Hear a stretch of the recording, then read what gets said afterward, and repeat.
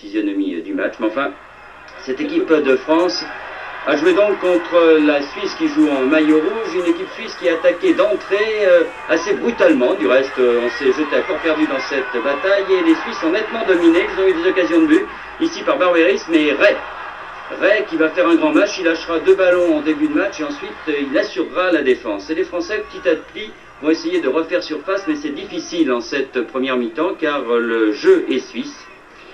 Et pourtant, les Suisses commettent beaucoup de fautes. Ils vont en commettre une sur Michel Platini, qui va tirer un coup franc. Ce coup franc sera arrêté difficilement par le gardien de but suisse Kung.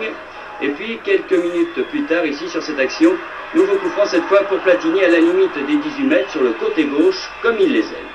Et alors là, les journalistes français et tous les Français qui étaient là s'attendaient à un petit exploit de Platini, n'ont pas été déçus. Regardez bien, du pied droit, voilà juste où il fallait le mettre. Un but à la 31e minute de jeu que nous allons revoir au ralenti. Le ballon frappe le sol avant le gardien. Et c'est un but contre le cours du jeu car les Suisses méritaient de mener à la marque à la mi-temps à 0. Et pourtant ce sont les Français qui ont donc cet avantage. En deuxième mi-temps, les Suisses vont attaquer pendant les 10 premières minutes. Et puis ensuite le jeu sera français. Ça va mieux tourner dans l'équipe de France avec les nouveaux. Ici avec Sanoun qui déborde sur la droite, qui va réussir un bon centre. Rocheteau ne peut le reprendre.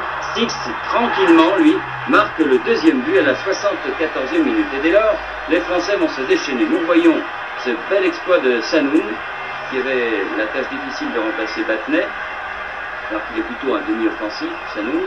Six, il faisait sa rentrée lui aussi, qu'il la voulait remarquable. Il était très très bon également, Didier Six.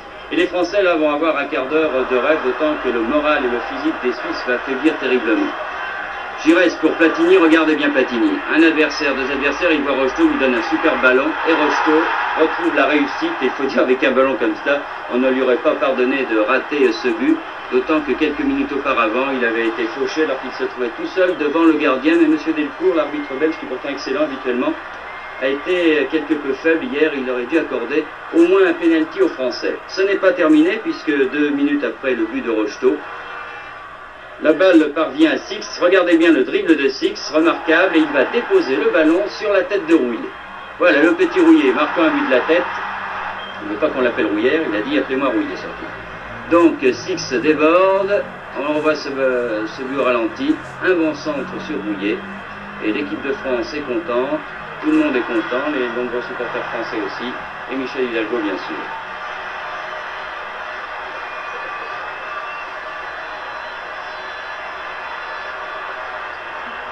Je ne suis pas amoureux des statistiques, mais je ne me souviens pas effectivement d'un score comme ça à l'extérieur. Mais on a effacé un petit peu le 6-2 d'un certain Suisse-France. Disons-le tout de suite, on ne s'attendait pas à une prestation pareille de l'équipe de France, à un score pareil, parce que généralement au mois d'avril ça ne va pas très fort pour cette équipe, et puis on craignait ces Suisses quand même.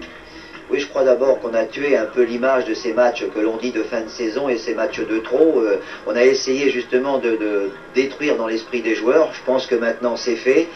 Et je crois que cette équipe suisse a surtout craqué en deuxième mi-temps, ce qui nous a permis de faire un tel score, mais elle nous a donné bien du tracas pendant 45 minutes. On peut dire qu'un 1-0 à la mi-temps pour les Français, c'était un score qui leur était quand même assez favorable, parce que sur le but de la première mi-temps, les Suisses auraient mené à la marque, il n'y avait rien à dire.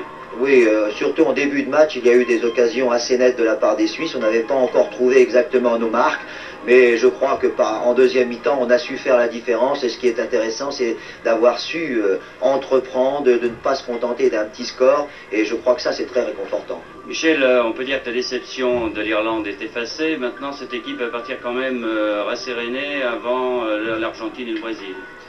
Oui, la déception, il reste toujours un petit coin particulier du match de l'Irlande parce que ça, le point perdu là-bas, ce match-là ne nous le fait pas rattraper. Mais par contre, ça va redonner une assurance à l'équipe. Maintenant, on ne doute plus, on sait qu'il peut y avoir des petits accidents de parcours.